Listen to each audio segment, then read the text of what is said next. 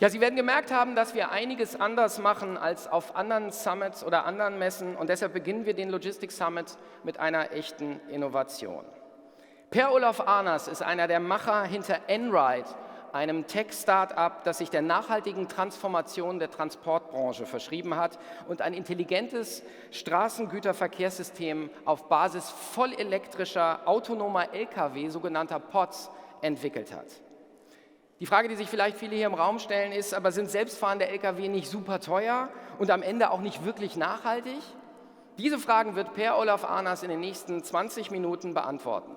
Sein Vortrag ist auf Englisch, Sie konnten ja bei der Überschrift schon üben, Drive the Change, a more sustainable and cost-effective future of transport is possible through technology.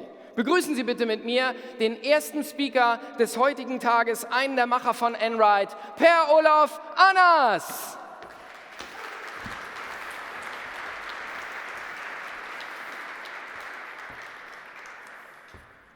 Guten Morgen, good morning.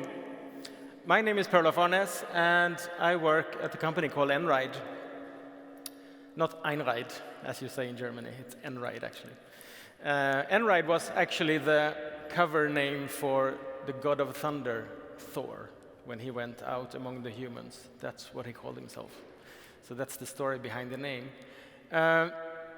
We are working to accelerate and change the world. We want to be able to accelerate and drive the changes that we see are inevitable and must happen.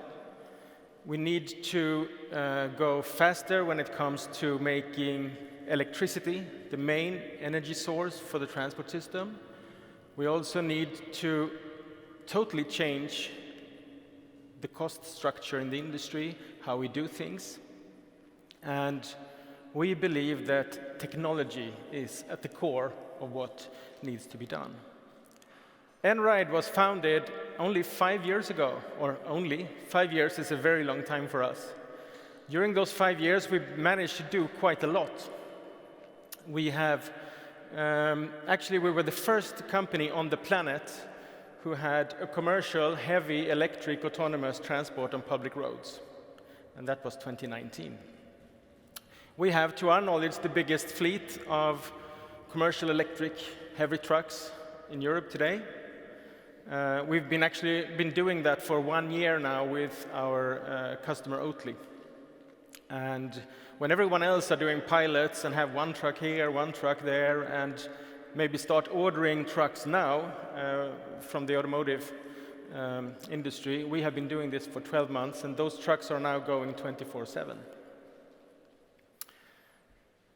We have gained the trust of some of the largest companies, most demanding companies in the world, and we have been called a lot of things. One of the game changers that can change the world, for instance. We've been invited to the World Economic Forum and recently made it into the exclusive top 10 list of Fast Company, the most innovative companies in the world. And why all of this is happening is because of this.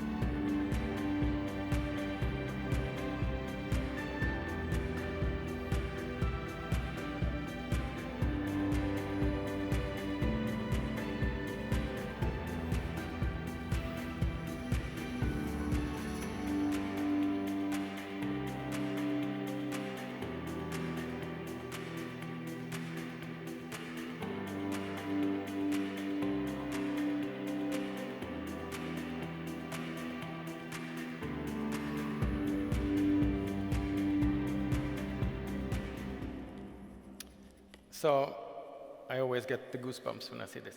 The last clip you saw there was our autonomous transport vehicle called the Pod, setting the world record 1 year ago for autonomous electric transport vehicles at the Top Gear test track in the UK. Still unbeaten world record. We welcome anyone to try and beat it. We peaked 85 kilometers an hour, just to show that we can drive fast and autonomous as well. This is what we do. We have electric trucks with drivers. We also have these autonomous electric trucks that we think are at the core of the future transportation system. And why are we doing this? Well, there are some big problems that need solving in the world. The transport sector accounts for 7% of the greenhouse gas emissions on the planet. It's a heavy contributor to the NOx emissions. We are also seeing costs are increasing in the sector due to a number of factors, of course. Right now, today, we have a peak in the diesel price.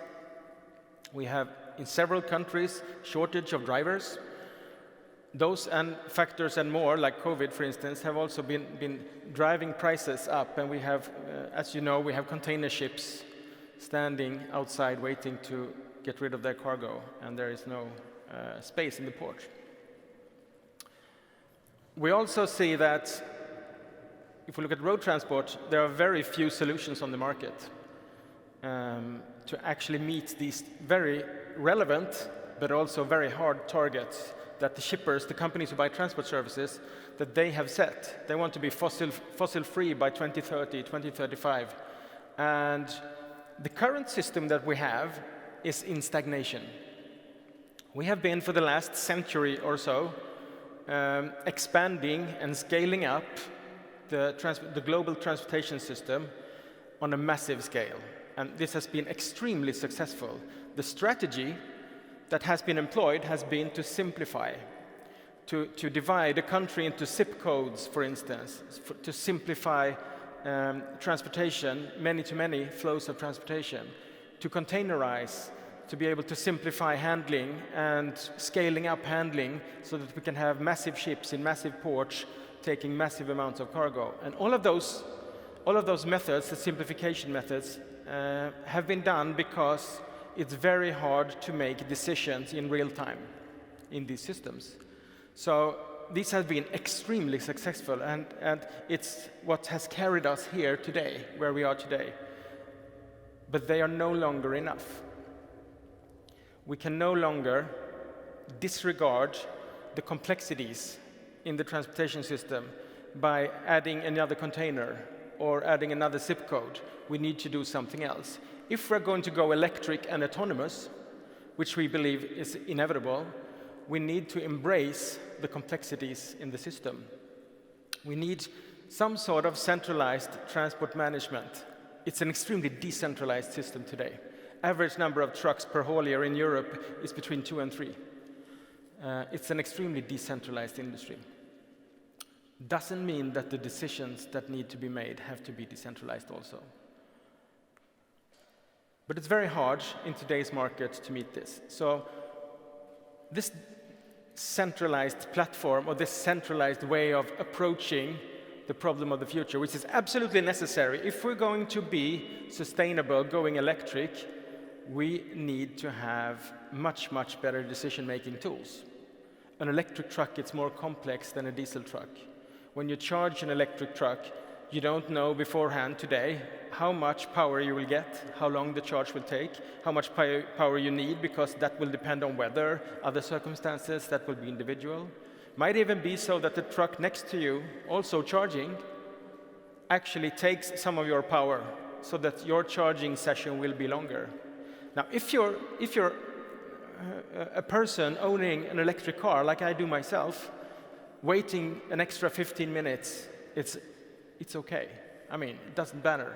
But if you're a commercial transport company, those 15 minutes will ensure that you will miss the ferry or miss the train that you will put your container on.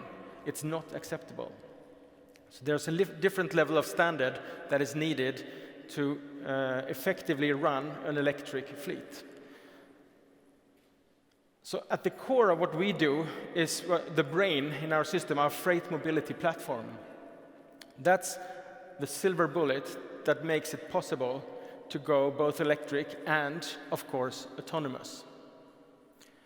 We are now, as I said before, live in operation. We have trucks like these running 24/7, and we are scaling heavily in this segment. We are coming here to Germany, we are coming to Benelux, we are going across the Atlantic. We have some of the world's biggest brands. We have the trust of them to carry their cargo and going fully electric. So the solution that we try to bring and to accelerate into is threefold. We need the digital infrastructure, we need the platform to be able to make all of these decisions, because the future is more complex, but also full of possibilities. We need to electrify the transport system as soon as possible. We cannot wait for legislation to allow large-scale autonomous solutions. Even though the technology is there, we still need to ensure all the safety features and all. I mean, the roads are full of very bad human drivers that we need to take into account when we go out among them. But it will happen. We will automate large part of the transport industry. And if you haven't seen us, you will see more of us. We are scaling up heavily, as I said. And I have 3 of my colleagues down here. If you will stand up, please. They will be ready to answer any and all of your questions if you have them later on. So thank you. And we are not a transportation company. We are not the carrier. We are not the 3PL. We are not an OEM making trucks. We are intelligent movement. That's how we describe ourselves. So thank you.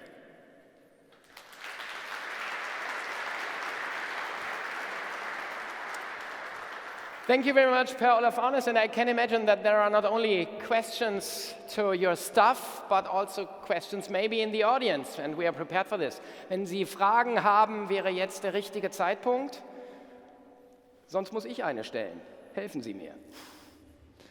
Okay, then I will start with it, because Per Olof Arnäs, as German, as I am, we like to speak in concrete terms. And of course, I've seen your vision, I understood your business model, but where and when we will see the first autonomous, fully electric transportation system? We won't see a full system, because going for 100% will actually stop us reaching that goal. It will be a gradual expansion. We will take the low-hanging fruits first. Why? I mean, if you look at what Tesla full self-driving, I mean, I drive a Tesla myself, and the promises is that car will be able to drive in any situation, anywhere. That's a really tough target. But if you have a hub-to-hub transport on the Autobahn, that's a fairly easy case, actually. So why not start with that? Okay. So we will see a gradual increase of automation. We've already seen it in passenger cars. I mean, we all have these lane keeping functions in modern cars today. That's part of an autonomous driving solution. Okay. Yeah. But as a stubborn German, I would like to repeat my question. Yeah. Where and when will we see this alive? 2019 in Jönköping. Okay. We did it. So you already started. We're doing it in Gothenburg at SKF as we speak. Perfect. And we are ramping up also the autonomous side heavily. Okay. So there will be more. Perfect. Very soon. Thanks a lot. So, any more questions? Haben Sie noch Fragen? Wunderbar. Then I thank you here, Per Olof Arnäs. Thank you for your speech. Very impressive. Ein Riesenapplaus für Per Olof Arnäs.